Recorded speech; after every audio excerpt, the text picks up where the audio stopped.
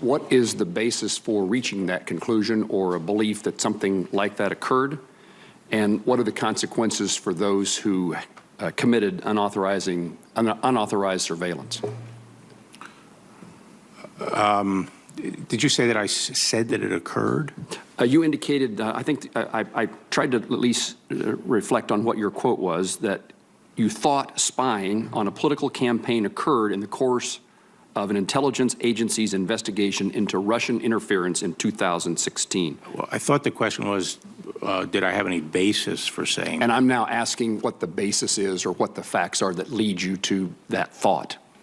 Okay, I felt I am concerned about it, and I was asked about whether there was any basis for it, and I believe there is a basis for my concern, but I'm not going to discuss the basis. And what's potential consequences for those who violated the law? Well, it depends what the facts ultimately prove to be. Which would be determined in a prosecution? Possibly, but you know, there can be abuses that may not arise to the level of a crime, but that people might think is bad and want to put in rules or prophylaxes against it. I mean, I remember when there was a lot of people upset at the FBI, spying on or surveilling civil rights groups or anti-war groups or nuclear freeze groups and so forth. And as a result of that, there were a lot of safeguards built in. There were also concerns about surveilling reporters, and so safeguards have been put in. So it doesn't necessarily have to result in a criminal investigation or a finding of a crime.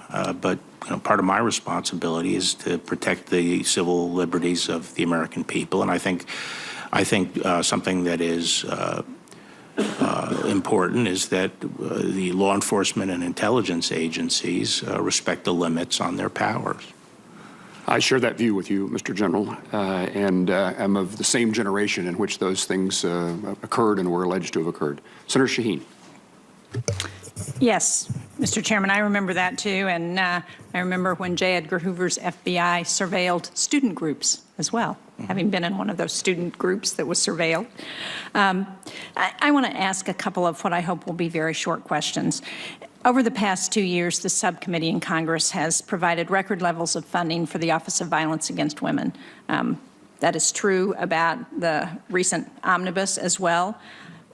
We have not yet reauthorized the Violence Against Women Act, and I want to be reassured that the Justice Department, despite... All right, so as for, again, further clarification on his comment earlier in the hearing that he said that he believes some spying did occur on the campaign. Jennifer, now what? So I think he was a little puzzled by the suggestion that he was saying necessarily that it was unauthorized. Say what you mean to me when you say, when you're an attorney, you're very good at being very careful with your language. Yeah, but then he said, spying, and then he changed it to surveillance. So I think he was using spying in the same way he was using surveillance, and his goal is to find out whether it was appropriate or not appropriate. But he did say, I think there is a basis for concern with regard to, call it surveillance, call it spying, call it whatever you want, the basis for concern about how the Russia investigation was launched is what he said there, but he wouldn't discuss why. And that was even a walk back, right, from saying earlier, I think spying did occur, to a basis for concern is a little bit less. But where is he getting it from? I mean, the pattern with Barr is... Look, he may have evidence, he may have not, but I mean, he's given us a lot of... This is a very serious matter. And it's very confusing what he's trying to say he's even doing. And note where he's willing to give some opinion or put some meat on the bone in areas like this, and then other areas when people want to know about the conclusion on obstruction, I won't address that. So there seems to be a little bit of a double standard in the way he's answering questions. This is a way for them to just stall things, I think. He needs to collect information. He's going to look at all of this. This keeps this narrative alive for them to say, investigate the investigators while we head toward the 2020 election. It kind of gives them a talking point. Gloria, let me get you back in on this because we had to cut you off to go back into the hearing. Sure. What we were talking about was how Bill Barr is also walking a line when it comes to answering to what the president has said and giving his take on it. With regard to witch hunt, he says, I'm not going to characterize it. It is what it is. We asked about he totally exonerated. Bill Barr said he's not going to discuss it until the report is out.